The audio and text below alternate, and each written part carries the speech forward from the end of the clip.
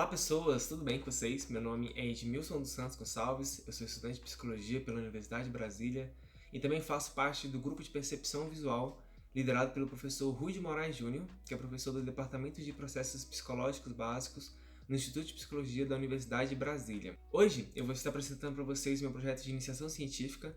O nome do meu projeto é Emoções e cor de estímulos visuais influenciam a preferência de conteúdo e a autoexpressão de pessoas depressivas em redes sociais de compartilhamento de imagens? Antes de eu começar a falar sobre a pesquisa em si, acho que é bom dar um contexto um pouco sobre as pesquisas de percepção visual e os sintomas depressivos. Dentro da literatura de percepção visual, a gente tem bem consolidado que pessoas que sofrem de depressão ou de sintomas depressivos acabam sofrendo algumas alterações perceptuais em relação ao funcionamento para algumas funções cognitivas, como por exemplo a nossa capacidade de reconhecer expressões emocionais, capacidade de reconhecer emoções de felicidade, de tristeza, de nojo, entre outras também.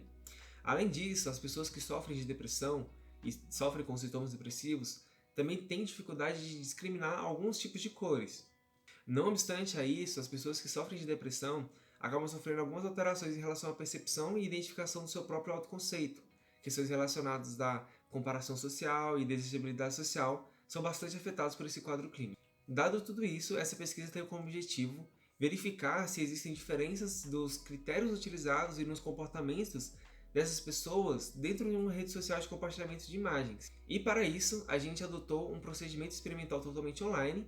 Então a gente divulgou um formulário no qual as pessoas acessavam esse formulário. Lá eles tinham acesso a informações gerais da pesquisa, como os procedimentos éticos adotados, além de um termo de consentimento livre e esclarecido que eles deveriam assinar. Logo após isso, eles respondiam um formulário que a gente denominou de inventário de Instagram, que foi criado pela própria equipe de pesquisa, onde a gente queria verificar alguns fatores como a comparação social dentro do Instagram, a desejabilidade social e também a alteração de humor ocasionado pelo uso da rede social para essas pessoas. E depois a gente passou um instrumento psicológico chamado de Inventário de Depressão, que é o BDI, que avalia o humor deprimido recente das pessoas, para a gente poder categorizar e separar em alguns grupos para fazer algumas comparações. Ao finalizar esse formulário online, o participante era redirecionado para o nosso experimento online, no qual ele realizava uma tarefa onde ele deveria selecionar imagens que ele achava interessante.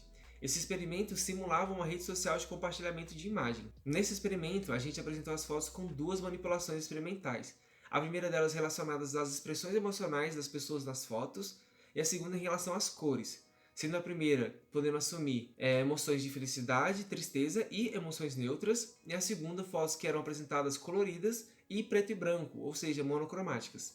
Feito tudo isso, a gente pegou todos esses dados e comparou eles em dois grupos. O primeiro grupo de pessoas que tinham sintomas mínimos de depressão ou muito leves e pessoas que tinham sintomas moderados a graves, para ver se existiam diferenças em relação ao comportamento dessas pessoas e nos critérios utilizados para curtir essas fotos que eles achavam interessantes. No geral, para todos os participantes, independente do estado emocional e da separação dos grupos, a gente percebeu que todos os participantes tinham a tendência de curtir mais fotos felizes e neutras comparadas às fotografias com expressões tristes, além de curtir mais fotos coloridas, mostrando que imagens com esse conteúdo mais positivo é um importante fator para as pessoas independente do seu estado emocional. Já no caso da comparação entre os dois grupos, das pessoas que não tinham nenhum sintoma depressivo e as pessoas que tinham sintomas moderados a graves, a gente não identificou diferença estatisticamente significativa entre esses dois grupos, mostrando que o estado emocional não difere nos critérios utilizados para poder curtir essas fotos. Outra investigação que foi feita nessa pesquisa foi a correlação dos fatores de comparação social, desejabilidade social e alteração de humor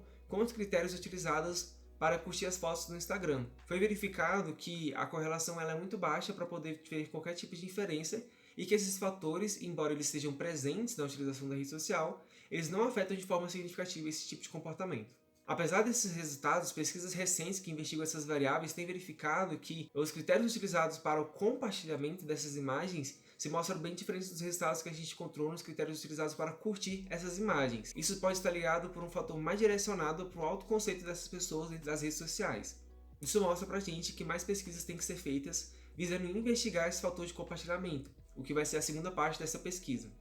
Por fim, pesquisas como essa são importantes porque ajudam a gente a conseguir identificar alguns fatores clínicos que podem auxiliar no diagnóstico de pessoas com depressão, principalmente quando a gente está falando de um comportamento dentro das redes sociais que ainda é bastante recente e ainda precisa ser bastante investigado na literatura.